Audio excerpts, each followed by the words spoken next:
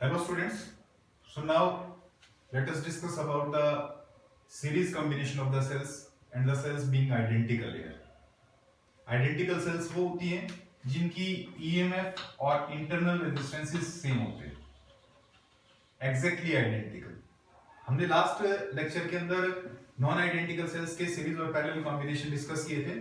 तो जब हमने नॉन आइडेंटिकल सेल्स के लिए इक्विवेलेंट ईएमएफ लिखी थी तो वो रिजल्ट आया था E1 plus E2 plus E3 plus last EN and R equivalent is equal to R1 plus R2 plus R3 लास्ट RN। किया था हमने दो सेल के लिए था यहाँ तक, लेकिन उसको हमने जनरलाइज करके रिजल्ट लिख दिया।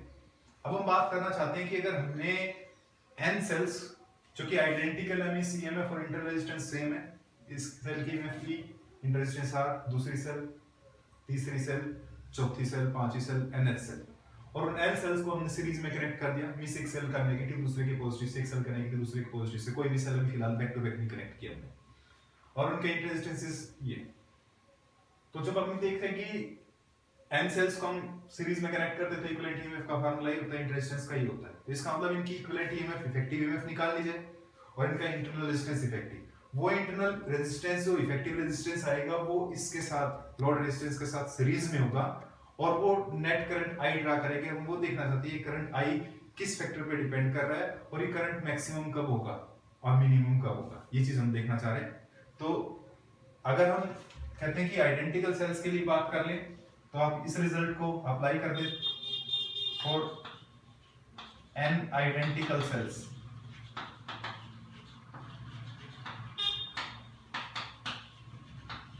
इन सीरीज। n आइडेंटिकल सेल्स के लिए क्या करेंगे आप, E equivalent is equal to what, E plus E plus E up to n terms. n cells लिए तो n टर्म्स से n टाइम्स, सो E अगर 3 बार है तो 3, 4 बार है तो 4E और n बार है तो n times of E means n। तो इक्विवेलेंट ईएमएफ तो होगी आपके पास n, ठीक है, so equation number first. And R equivalent जो कि इंटरनल रेजिस्टेंस है वो कितना होगा, R प्लस R और n टर्म्स तक, n टर्म्स। तो that is again n times repeat होगा तो nr, R equivalent. So this is second। इसका मीनिंग ये हुआ कि हमारे पास ये सेल्स का जो कॉम्बिनेशन था ये एक ऐसे कॉम्बिनेशन के अंदर चेंज हो गया है, ऐसी सेल जो इक्विवेलेंट ईएमएफ E इक्विवेलेंट रखती है और इंटर रेजिस्टेंस R इक्विवेलेंट रखती है, और उस लोड रेजिस्टेंस को R को उतना का उतना करंट प्रोवाइड करती है जितना ये कॉम्बिनेशन प्रोवाइड करता था, मींस I करंट देते।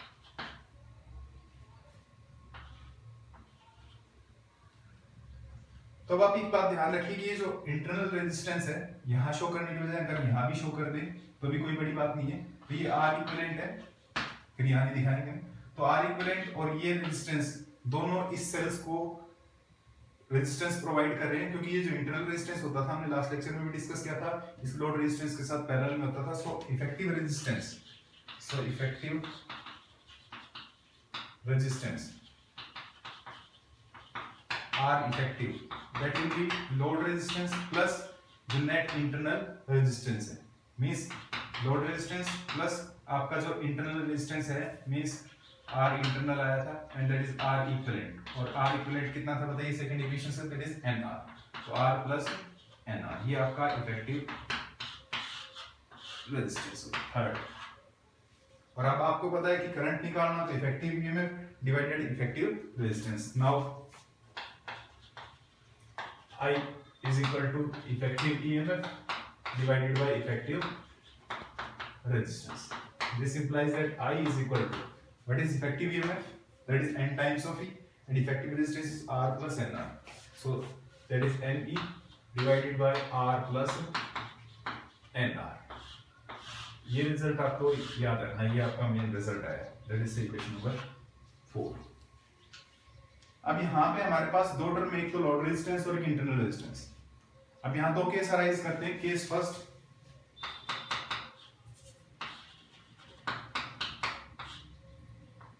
कि जब आपके पास लोड रेजिस्टेंस है वो स्मॉलर है than the equivalent internal resistance of the cells. इसका मतलब ये हुआ देन ये जो रिजल्ट है आर इफेक्टिव वन में आर प्लस एन आर में आपके पास आर टर्म स्मॉलर है तो आर को आप नेग्लेक्ट कर देंगे तो that terms becomes N R. So I is equal to N E divided by R plus N R term में से आर को हमने ड्रॉप कर दिया तो that becomes I is equal to N E divided by N R. N से N cancel हो गया and that is equal to I is equal to E by R. And what is E by R? E is the effective EMF of a single cell and R is the internal resistance of a single cell. So that is equal to current due to the single cell. Current due to single cell. इसका मतलब इस सारे system को arrange करने का कोई फायदा नहीं हुआ। करंट आपका ऐसा सिंगल सेल के बराबर ही रहा। तो इसका मतलब ये हुआ कि हमारी चॉइस पर डिपेंड करेगा कि हमने इंटरनल रेजिस्टेंस से अगर लोड रेजिस्टेंस काफी कम दिया है, सपोज लोड रेजिस्टेंस आपके पास हो सकता है 0.5 ओम और इंटरनल रेजिस्टेंस आपके पास हो से 5 ओम, तो उस केस में करंट सिंगल सेल के बराबर ही रहेगा। अब दूसरी कंडीशन करते हैं हम केस सेकंड, जिसके अंदर ये होगा कि लोड रेजिस्टेंस इंटरनल रेजिस्टेंस से काफी ज्यादा होगा। तो जब ये टर्म काफी ज्यादा होगी तो ये टर्म ड्रॉप करेंगे तो N E by R, E by R current due to the single cell और उसका n टाइम्स हो जाएगा, means current n times increase होगा। तो अगर करंट बढ़ाना है सीरीज में तो हमें क्या करना पड़ेगा कि लोड रेजिस्टेंस को ज्यादा लेना पड़ेगा इंटरनल रेजिस्टेंस। अगर हमारा लोड रेजिस्टेंस की वैल्यू इंटरनल रेजिस्टेंस से ज्यादा है तो करंट बढ़ेगा। Case second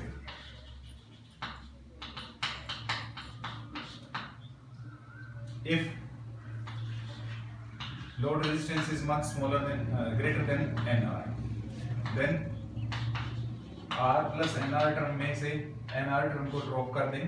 So I is equal to NE divided by what is R plus NR, NR term को ड्रॉप करेंगे आप so that is equal to I is equal to NE by R। तो इसका मतलब current due to the single cell लेते हैं उसका n times हुआ, that is करंट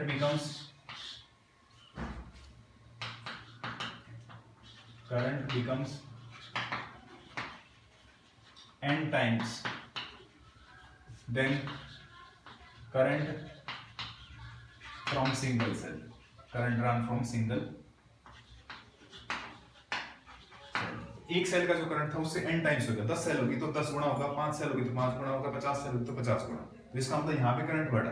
तो करंट बढ़ाने के लिए कंडीशन हमने यूज करनी पड़ी कि लोड रेजिस्टेंस किससे ज्यादा हो, इंटरनल रेजिस्टेंस से ज्यादा हो। तो हमने ध्यान रखना कि अगर सीरीज में नोट में ध्यान रखना है in series combination of cell, यही कहते from series combination of cells, cell के सीरीज कॉम्बिनेशन से मैक्सिमम करंट कब ड्रा करेंगे, from series combination of cells maximum current can be drawn, maximum current can be drawn if load resistance is greater than internal resistance। ये condition ध्यान रखें। So when identical cells are connected in parallel combination, you have to remember one thing that is very important। Parallel में जो effective EMF है या equivalent EMF है that is equal to the EMF of a single cell। Means EMF parallel में connect करने से कोई फर्क नहीं पड़ता, only the size of electrode changes and due to which the internal resistance decreases, internal resistance decrease होता है। देखिए कैसे हमने नॉन आइडेंटिकल सेल्स का केस लिया था, उसको हम जनरलाइज कर लेंगे। नॉन आइडेंटिकल सेल्स में हमने इक्विवेलेंट EMF निकाली थी दो सेल के लिए, हम दो सेल का केस लिया था। तो ये आया था E1R2 plus E2R1 over R1 plus R2 और उसका जो इंटरनल रेजिस्टेंस आया था इक्विवेलेंट वो आया था that is R1 R2 over R1 plus R2, या इसको आप ऐसे भी लिख सकते हो कि 1 ओवर R इक्विवेलेंट आया था 1 over R1 plus 1 over R2, means parallel combination of the resistance आया था। अब अगर हम केवल आइडेंटिकल सेल्स की बात करें तो आइडेंटिकल सेल्स के लिए क्या होता है कि EMF और इंटरनल रेजिस्टेंस सेम होते हैं। For identical sales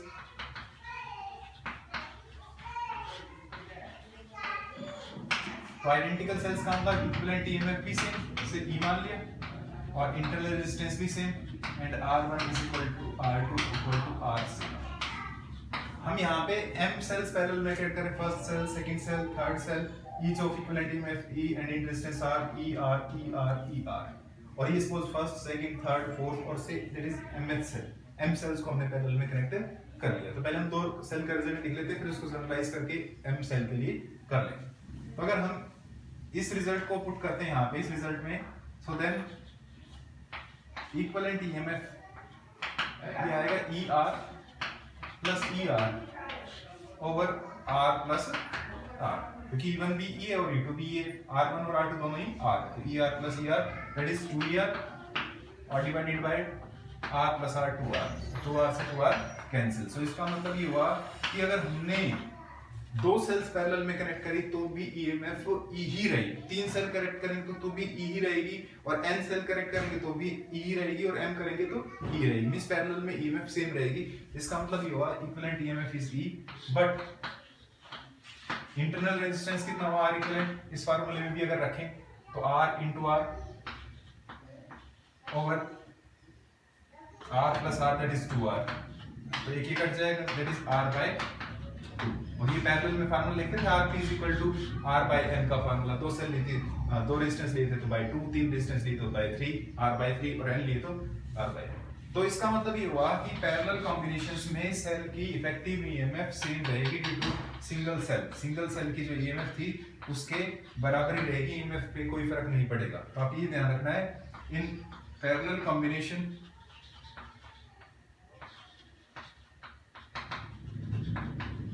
of identical cells, equivalent EMF remains E equivalent, that is equal to E, remains same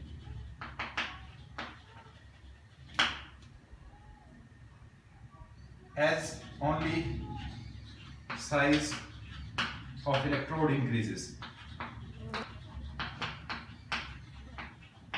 जिसके कारण से कि इंटरनल रेजिस्टेंस आपका डिक्रीज होगा, only size of electrode increases and internal resistance decreases, internal resistance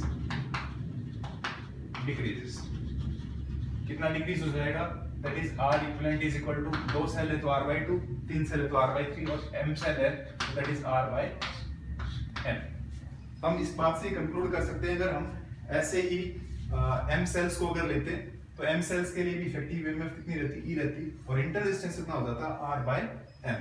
हम इसको इस तरह से लिख देते हैं, so for m cells joined in parallel,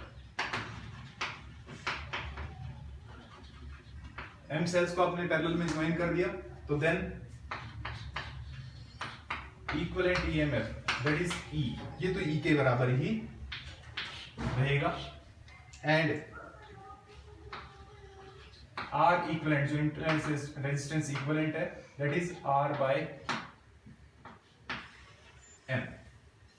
कहने का मीनिंग ये हुआ कि अगर इन सेल्स के कॉम्बिनेशन को हम देखें तो इसका इक्विवेलेंट एक ऐसी सेल होगी जिसकी ईएमएफ तो E इक्विवेलेंट है और इंटरनल रेजिस्टेंस जो R इक्विवेलेंट है that is equal to R by n, और वो उस लोड रेजिस्टेंस को उतना का उतना करंट ड्रा करके दे रहा है, मींस I करंट ड्रा कर रहा है। सो अगर हम ये देखें, ये जो लोड रेजिस्टेंस है और ये जो इसके सब इंटरनल रेजिस्टेंसेस हैं, they are joined in parallel, sorry series, they are joined in series. जो इसका R इक्विवेलेंट आएगा वो R इक्विवेलेंट यहाँ की वजह यहाँ शो कर दे तो इसके साथ सीरीज में होता है। So effective resistance R effective that is equal to R plus R equivalent, load resistance plus equivalent internal resistance is R by n, ये हो गया R इफेक्टिव। तो that is equation number second, और इस equation को equivalent EMF वाले को first मान लेते हैं। अब आपके पास इफेक्टिव ईएमएफ भी आ गई है और effective resistance, then current drawn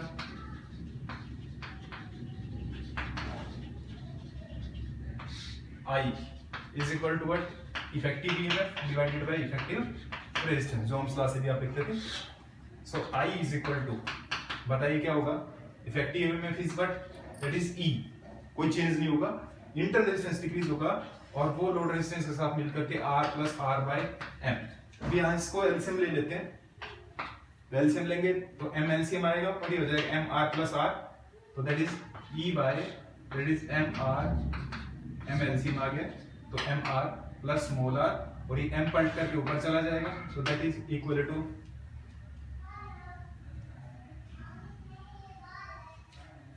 I is equal to me by small mr small m into capital R plus small r। ये आपके पास इक्वेशन नंबर से थर्ड आ गया। अब इसमें कोई दो केस लगा देते हैं कि हमारे पास अगर आप चाहें तो इसको इसी इक्वेशन तक रख भी सकते हैं, मीन्स यहीं तक, means I is equal to E over capital R plus small r by m। इसको हमने थर्ड बोल दिया और इसको फोर्थ कह देते हैं, ठीक है। तो आपने दो केस लिए थे कि यहाँ पे दो टर्म अराइज कर रही है, एक तो लोड रेजिस्टेंस और एक इंटर रेजिस्टेंस। एक कंडीशन तो ले लेंगे लोड रेजिस्टेंस कम होगा इंटर रेजिस्टेंस से और दूसरा ले लेंगे लोड रेजिस्टेंस ज्यादा होगा इंटर रेजिस्टेंस से। तो यहाँ पे केस फर्स्ट लिया हमने, when load resistance is very much larger than the internal resistance। तो इस टर्म में से then R plus small r by m में से ये टर्म काफी स्मॉल है तो इसको हमने क्या कर दिया, नेग्लेक्ट कर दिया, और इसको नेग्लेक्ट कर देंगे then I is equal to what बताइए भाई, E by capital R plus R by m। इस टर्म को ड्रॉप कर दिया हमने, that is I is equal to E by R and this is what that is the current due to the single cell। इसका मतलब कोई significant change नहीं हुआ, current due to single cell। कब हुआ ये, जब लोड रेजिस्टेंस ज्यादा है, और सीरीज में हमने देखा तो लोड रेजिस्टेंस अगर इंटर रेजिस्टेंस से ज्यादा तो करंट 10 टाइम्स हो गया था, और पैरेलल में लोड रेजिस्टेंस ज्यादा है तो करंट नहीं बढ़ता, बट कम लेंगे तो बढ़ेगा। देखिए case second, if load resistance is smaller than the internal resistance, तो then I is equal to E by capital R plus R by m term. तो ये लोड रेजिस्टेंस कम होगा तो इस टर्म को हम ड्रॉप करेंगे, तो that is I is equal to E by R by m, और m पलट करके ऊपर आ जाएगा, तो that is equal to I is equal to me by R। तो इसका मतलब करंट आपका m टाइम्स हो गया है current due to the single cell, that is I is equal to आया m into E by R, that is current जितनी sales parallel में कनेक्ट की उतने टाइम, दो सेल कनेक्ट की तो 2 टाइम्स, 3 करी तो 3 टाइम्स और n करी तो। सो स्टूडेंट्स लास्ट हमने रिजल्ट निकाला था सेल्स इन पैरेलल के लिए, identical sales connected in parallel, और हमने देखा था जो करंट आया था वो आया था E by capital R plus small r by m। ये आपके पास इंटर रेजिस्टेंस आता था पैरेलल में, और ये इफेक्टिव ईएमएफ क्योंकि पैरेलल में ईएमएफ सेम रहती थी। अब हमने दो केस वहां डिस्कस किए थे, एक बार रिव्यू कर रहे हैं कि पहला केस तो हमने लिया था कि जब लोड रेजिस्टेंस इंटरनल रेजिस्टेंस से ज्यादा है, इट मींस दैट जो इंटरनल रेजिस्टेंस वाली टर्म है उसको हम इक्वेशन के अंदर नेग्लेक्ट कर दिया था, और हमारे पास एक एक्सप्रेशन आया था E by R and that is only the current due to single cell.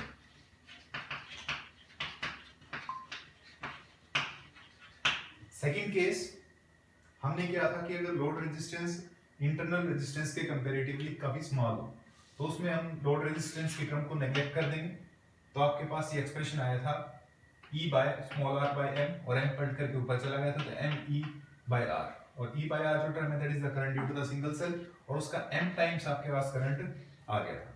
तो इसका मतलब ये हुआ कि अगर पैरेलल कॉम्बिनेशन की बात करें तो पैरेलल कॉम्बिनेशन में अगर करंट कोई पैरेलल कॉम्बिनेशन ऑफ सेल्स है तो उसमें मैक्सिमम करंट हम ड्रा कर सकते हैं अगर हम लोड रेजिस्टेंस को इस प्रकार से चूज करें कि वो इंटरनल रेजिस्टेंस से कम।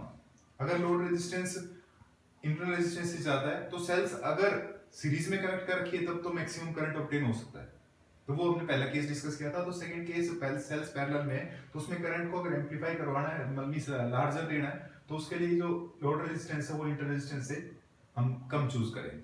अब नेक्स्ट हम केस कर रहे हैं मिक्स्ड ग्रुपिंग का। मिक्स्ड ग्रुपिंग में हमारे पास मैक्सिमम करंट तब आएगा जब लोड रेजिस्टेंस और इंटर रेजिस्टेंस बराबर हो। सीरीज में लोड रेजिस्टेंस रेजिस्टेंस से ज्यादा हो तो मैक्सिमम करंट, पैरेलल में जब लोड रेजिस्टेंस रेजिस्टेंस से कम हो तब, और मिक्स में जब दोनों बराबर हो तो हम कंडीशन निकालते। देखिए तो हमने क्या किया कि हमने कुछ आइडेंटिकल सेल्स थी, कितनी आइडेंटिकल सेल्स थी, m इंटू n, एक एरे बनाया हमने किस तरह का कि हमने n सेल्स को कनेक्ट करके, n आइडेंटिकल सेल्स को 1 2 3 और n सेल्स को कनेक्ट करके एक रो बना ली हमने। मींस एक रो के अंदर हमारे पास कितनी सेल्स है, n सेल्स है, और उस तरह की कितनी रो, एक रो, दूसरी रो, तीसरी रो, हमने m रो कर ले ली। तो इसका मतलब हमारे पास m तो रो है और n कॉलम, n रो और n कॉलम का हमने अरेंजमेंट बना लिया और हमारे पास आइडेंटिकल सेल्स है। अब आप ये देख रहे होंगे कि हमारे पास जितनी ये सेल्स एक रो के अंदर कनेक्ट है, कितनी सेल्स, n सेल्स, तो हर एक की ईएमएफ E। तो इसका मतलब उनकी टोटल जो ईएमएफ होगी सीरीज में क्या होता था, E1 plus E2 plus E3 plus E4 3 plus E plus E, कितने टाइम्स, n टाइम्स, तो दैट इज NE। तो एक रो की इक्विवेलेंट ईएमएफ तो आ गई NE। इसका मतलब ये फॉर ए रो, और रो भी हम कैसे ले रहे हैं, सिंगल रो। तो सिंगल रो के लिए जो ईएमएफ हुई equivalent EMF that is E equivalent, वो कितना होगा, that is equal to n times E। And internal resistance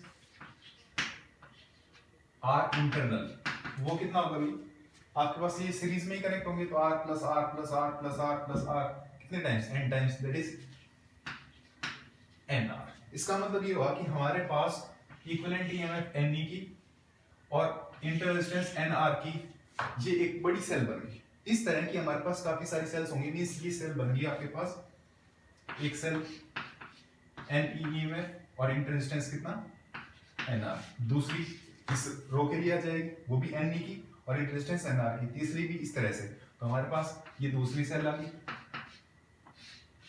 वही इक्विवेलेंट ईएमएफ NE और इंटरनल रेजिस्टेंस NR। ऐसी तरह से थर्ड आ जाएगी NE और NR, ठीक है। एंड सिमिलरली आपके पास mth सेल होगी उस mth रो के लिए, तो mth रो के लिए भी आपकी NE EMF और NR इंटर रेजिस्टेंस का हमारे पास कॉम्बिनेशन बन गया, और ये कॉम्बिनेशन आपको इस लोड रेजिस्टेंस कैपिटल R को करंट ड्रा करने के लिए यूज हुआ, ठीक है। अब ये सारे कॉम्बिनेशन, ये सेल जो है NE EMF और NR इंटर रेजिस्टेंस वाली, ये पैरेलल में कनेक्ट करके, और हमने पढ़ा है कि पैरेलल में EMF क्या रहती है, सेम। तो आप भी करें कि m रोज के लिए अब करें, फॉर m रोज,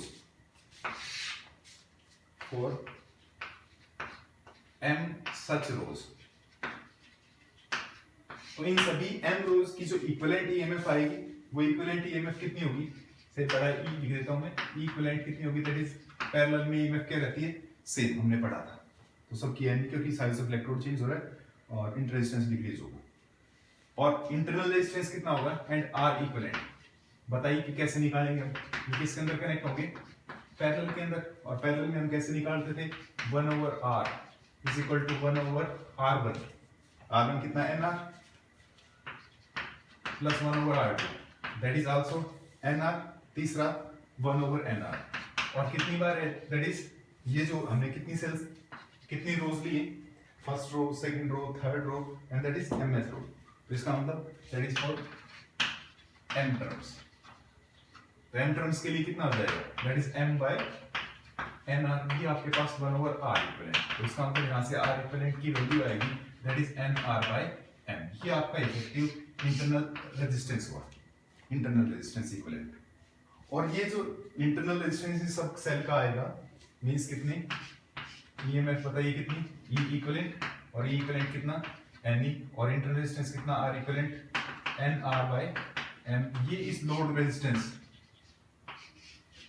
को करंट देंगे आई, ठीक है, NR/M।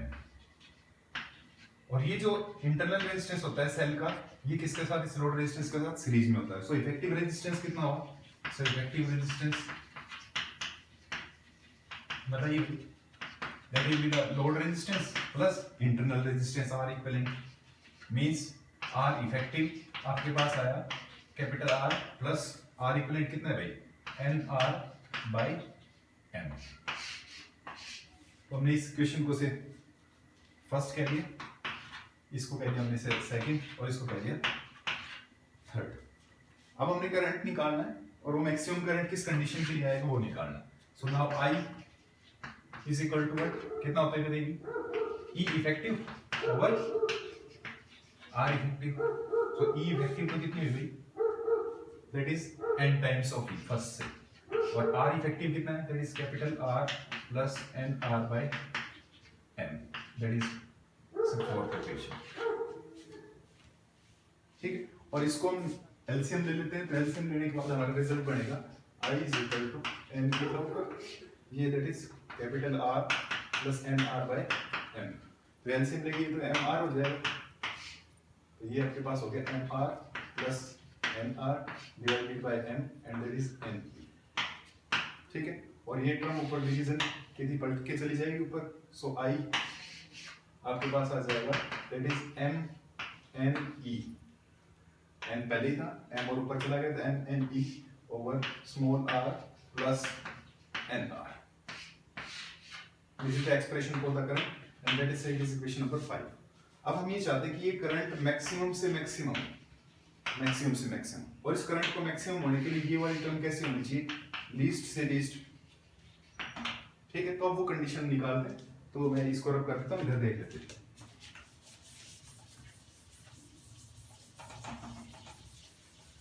तो इक्वेशन नंबर 5 से आप अगर देखते हैं तो इक्वेशन नंबर 5 में हमारे पास एक्सप्रेशन आया है I is equal to M N E divided by small N capital R plus small N and small R. Expression number 5 हमने रीराइट कर लिया। तो आपने लिखा कि for I to be maximum, current को मैक्सिमम होने के लिए ये जो टर्म है डिनोमिनेटर की M R plus N R, that should be minimum.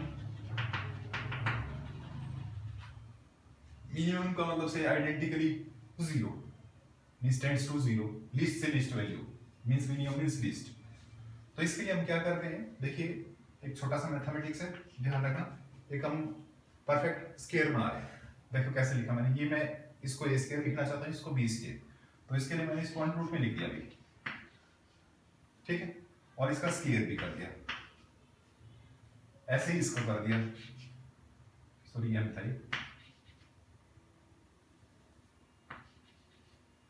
और ये एम आर, इसका भी स्क्वायर कर दिया। तो स्क्वायर से स्क्वायर रूट तो कटे हुए ही है, स्क्वायर से स्क्वायर रूट कटे हुए, सच यही टर्म है। ये आपके पास क्या होना चाहिए, मिनिमम मींस से टेंड्स टू जीरो। अब इसको ए स्क्वायर प्लस बी स्क्वायर को हम परफेक्ट स्क्वायर बनाते हैं। तो परफेक्ट स्क्वायर होता है आपके पास a square plus b square plus 2ab type का, या a square plus b square minus 2ab type का। इसका मतलब या तो 2ab टर्म हो या माइनस 2ab या प्लस 2ab। तो ये ए टर्म है और ये पूरी टर्म क्या है, बी। तो मैं 2ab जोड़ देता हूँ, 2ab घटा देता हूँ। तो मैंने क्या किया, root M R square A square plus root N R square that is B square minus 2ab, 2a is but root mr root nr। ठीक है, ये टर्म मैंने क्या कर दी, यहाँ पे सब्सट्रैक्ट कर दी और यही ऐड कर दी, plus twice root of mr root of nr and that complete term that should vanish identically zero means tends to zero. अब यहाँ अगर इस पूरे टर्म को देखें, इस फर्स्ट को, यहाँ तक की टर्म को, तो ये टर्म आपके पास क्या बनेगी, a square plus b square minus 2ab and that is a minus b whole square. क्योंकि आपको पता होना चाहिए कि a माइनस b का होल स्क्वायर होता है a square plus b square minus 2ab। So a square plus b square minus 2ab, तो a और b टर्म ये, तो a माइनस b का होल स्क्वायर प्लस में जो एक्स्ट्रा टर्म हो गया आपके पास twice root of mr root of nr।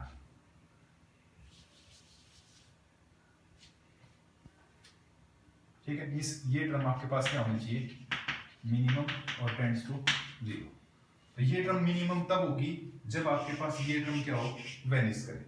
तो for I to be maximum current को मैक्सिमम होने के लिए ये टर्म पूरी लिस्ट होनी चाहिए थी, तो ये लिस्ट होने के लिए ये टर्म क्या होनी चाहिए, वेनिस करनी चाहिए, क्योंकि इसके रूट है, इसके रूट आपके पास रियल नंबर्स का निकालेंगे आपके पास पॉजिटिव आएगा। तो आपने लिखा root of M R minus root of N R should be equal to 0, identically to 0। तो इसको इधर की तरफ ट्रांसफर कर दिया, तो M R is equal to N R, और यहाँ से देखिए हमने क्या किया, R is equal to N R by M, ये एम था, ये इधर इसके डिवीजन में डाल दिया, तो ये टर्म आपके पास आ गई। और ये कंडीशन वो कंडीशन है जिसके लिए आपके पास करंट रन मैक्सिमम होगा। क्या कंडीशन है ये देखिए कि हमारे पास ये आर तो क्या है, कैपिटल आर तो लोड रेजिस्टेंस, और एन आर बाई एम क्या है, एन आर बाई एम, देखिए N R by M internal resistance, सभी पूरी जितनी एम रोज बनी उनको लेकर के, तो that is N R by M. तो इंटरनल रेजिस्टेंस और ये load resistance, means load resistance है वो किसके बराबर होना चाहिए, इंटरनल रेजिस्टेंस के बराबर होना चाहिए, तब आपके पास करंट कैसा आएगा, मैक्सिमम। किसके लिए, फॉर मिक्स ग्रुपिंग के लिए। तो आप फिर भी ध्यान कर रहे, रिव्यू कर रहे हैं कि जब हमने आइडेंटिकल सेल्स का सीरीज कॉम्बिनेशन लिया था तो मैक्सिमम करंट तब ड्रा होगा जब आपने लोड रेजिस्टेंस इस प्रकार से चूज किया कि लोड रेजिस्टेंस इंटर रेजिस्टेंस से ज्यादा हो। पैरेलल कॉम्बिनेशन के लिए लोड रेजिस्टेंस इंटर रेजिस्टेंस से क्या हो, कम हो, और मिक्स ग्रुपिंग में लोड रेजिस्टेंस और इंटर रेजिस्टेंस क्या होना चाहिए, बराबर होना चाहिए। अब हम 2-3 इंपॉर्टेंट नोट्स हैं जो आपके कंसेप्चुअल क्वेश्चंस में काम आएंगे, वो डिस्कस कर रहे हैं। ध्यान रखना, ध्यान से समझना भी इनको, अच्छे से नोट भी रखना, ठीक है। देखिए क्या नोट्स हैं। आपने ये कहा था कि जब हमने नॉन आइडेंटिकल सेल्स को सीरीज में कनेक्ट किया था, सपोज 2 का केस लेते हैं, तो इक्विवेलेंट ईएमएफ हमारे पास आई थी E1 प्लस E2 और इंटरनल रेजिस्टेंस आया था R1 plus R2। Node first, आपने अगर नॉन आइडेंटिकल सेल्स ली थी, एक इक्विवेलेंट ईएमएफ E1 और उसका इंटरनल रेजिस्टेंस था R1, दूसरी सेल E2 ईएमएफ और इंटरनल रेजिस्टेंस R2, ये आपने सीरीज में कनेक्ट कर रखी थी। मींस एक सेल की नेगेटिव प्लेट दूसरी सेल की पॉजिटिव प्लेट से जुड़ी हुई थी। तो इक्विवेलेंट ईएमएफ आपके पास आई थी भाई E1 प्लस E2, और जो इंटरनल रेजिस्टेंस का इक्विवेलेंट आया था वो आया था R1 प्लस R2। आपको ध्यान रखो। अब हम केस ये लेते हैं कि अगर इन दोनों में से किसी एक सेल की पोलैरिटी को हम रिवर्स कर दें, तो आपने केस लिखा कि when cells are joined with reverse polarity, reverse polarity के साथ ज्वाइन हो, दैट इज हम ये कहते थे कि back to back connected. Back to back का मतलब एक की नेगेटिव प्लेट और दूसरे की पॉजिटिव, मींस इस तरह से एक की नेगेटिव प्लेट और दूसरी की भी क्या, नेगेटिव। ये E1 हो गया और ये E2 और internal resistance again R1 and R2। तो जिस सेल को आपने रिवर्स किया है उस सेल की ईएमएफ को आपने नेगेटिव ले लेना है। कैसे ले लेना है, नेगेटिव। तो आपके पास देन E इक्विवेलेंट वो कितना होगा, दैट इज E1 प्लस में negative of E2 means E1 minus E2। और यहाँ पे हम ये अज्यूम करके चल रहे कि हमारी E1 सेल की ईएमएफ E2 से ज्यादा थी। अगर E2 ज्यादा होगा E1 से तो E2 माइनस E1 निकाल लेंगे, ठीक है। And R equivalent internal resistance में कोई फर्क नहीं पड़ेगा, R1 प्लस R2, ठीक है। वो तो इलेक्ट्रोड और इलेक्ट्रोलाइट के कारण से, तो ये आपने ध्यान रखना है, ठीक है। अब हम बात करते हैं नेक्स्ट कि अगर पैरेलल में कनेक्ट किया होता तो पैरेलल में इक्विवेलेंट का कितना फार्मूला आया था, E equivalent is equal to E1 R2 plus E2 R1 over R1 plus R2, और R इक्विवेलेंट आया था R1 R2 over R1 plus R2। ये भी आपने ध्यान रखना है, इसमें भी हम चेंज कर देंगे, वो माइनस E2 हो जाएगा इक्विवेलेंट सिमिलरली। नेक्स्ट जो चीज है वो एक समझने की बात है छोटी सी लेकिन इंपॉर्टेंट है। अगर आपको किसी ने ये कहा कि हमारे पास कई सारी सेल्स थी, उनको आपने अरेंज कर रखा था और अननोविंगली आपसे वो सेल्स कुछ गिर जाती है, मिसप्लेस हो जाती है, उनके कनेक्शंस आपने गलत जोड़ दिए, मींस किसी एक सेल को जैसे यहाँ रिवर्स पोलैरिटी में जोड़ा था तो इस तरह से आपने अगर जोड़ दिया, मींस नोट में ध्यान रखना ये हमारे पास एक कोई कॉम्बिनेशन था, आइडेंटिकल सेल्स की बात कर रहे हैं, किसकी बात कर रहे हैं, आइडेंटिकल सेल्स।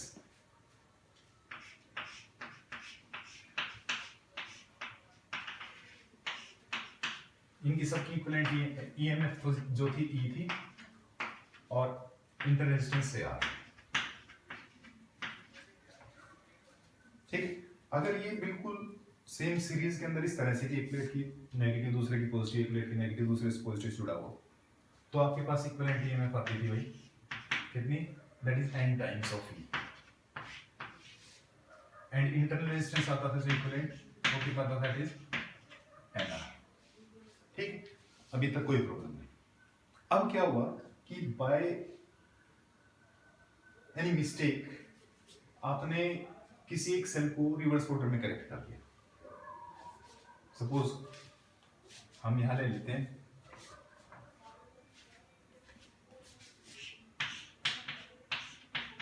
इस तरह से, ये सेल आपने रिवर्स ऑर्डर में कनेक्ट कर दिया, एक सेल ले लेते हैं और सबकी ईएमएफ ई थी, इसकी ईएमएफ ई थी, इसकी भी थी, इसकी भी थी, इस तरह से ही चल रहा था। लेकिन आपने देखा जब इस सेल को आपने रिवर्स ऑर्डर में कनेक्ट किया है, ये सेल, तो इसकी ईएमएफ इसके साथ ये कैसी रहेगी, नेगेटिव में, तो ये दोनों ही क्या कर जाएंगे, एक दूसरे को कैंसिल कर जाएंगे। इसका मतलब ये एक सेल अपनी एडजेसेंट सेल को क्या करेगी, साथ में लेकर के डूब रही। इसको आप बात को इस तरह से ध्यान रखें कि भाई एक कहावत सुन लिया आपने, एक अनार और 100 बीमार, सुनिए ना आपने कहावत। तो इसमें हम 100 बीमार नहीं बट कितने, 2 बीमार, यहां पे ये लगेगा एक अनार 2 बीमार। कहने का मतलब ये हुआ कि हम तो डूबेंगे ही और तुम्हें भी लेकर के डूबेंगे। इसका मतलब ये हुआ क्योंकि अगर इस फार्मूले को देखें E1 माइनस E2 को, एक सेल की ईएमएफ ई और दूसरे की कितनी माइनस ई, तो वो कैंसिल करेगा एक दूसरे को। ठीक है, जैसे सपोज यहाँ पे थी हमारे पास 1 2 3 4 5 सेल थी तो 5 ई होना चाहिए था, कितना होना चाहिए था, 5, लेकिन होगा कितना, 1 2 एंड 3 मींस 2 का कंट्रीब्यूशन कम हो गया। तो एक सेल रिवर्स ऑर्डर में कनेक्ट होगी तो 2 का कंट्रीब्यूशन कम होगा। एक सेल अगर रिवर्स ऑर्डर में कनेक्ट हुई तो कंट्रीब्यूशन कितना हुआ, 2e कम। 2 सेल अगर रिवर्स ऑर्डर में कनेक्ट हो जाए तो कितना होगा, 4e। 3 सेल हो तो कितना, 6e। मींस e का कितना टाइम्स, जितनी भी सेल्स आपने रॉन्ग ऑर्डर में कनेक्ट की, आपने अगर m सेल्स रॉन्ग ऑर्डर में कनेक्ट कर दी तो e का कितना मल्टीपल, ट्वाइस के साथ me। ठीक है, क्योंकि अब इसको ऐसे लिख सकते हैं 2 into 1 into e, इसको लिख सकते हैं 2 into 2 into e, इसको लिख सकते हैं 2 into 3 into e, और इसको लिख सकते हैं 2 into m into e। तो जो 2e कंट्रीब्यूशन आया है, एक सेल का कंट्रीब्यूशन था 2e, तो m सेल का कितना कंट्रीब्यूशन हो जाएगा, 2me। तो ये 2me उस नेट इक्विवेलेंट जो ईएमएफ थी उसमें से कम होगा। तो अब आपके पास जो इफेक्टिव ईएमएफ है E इफेक्टिव, वो कितनी होगी, दैट इज ne। तो होती है, अगर सारे सीरीज में कनेक्ट करते कोई पोलैरिटी रिवर्स नहीं हुई है। लेकिन अब अगर मान लो एक गलत कनेक्ट किया तो 2 बीमार, 2 कनेक्ट किए तो 4 बीमार, 3 कनेक्ट किए तो 6 बीमार, एक के लिए 2, कहने का मतलब। तो एक सेल अपने साथ एक एडिशनल को और लेकर के डूब जाएगी, हम तो डूबेंगे तुम्हें भी लेकर के डूबेंगे। तो Ne और माइनस कितना, 2Me।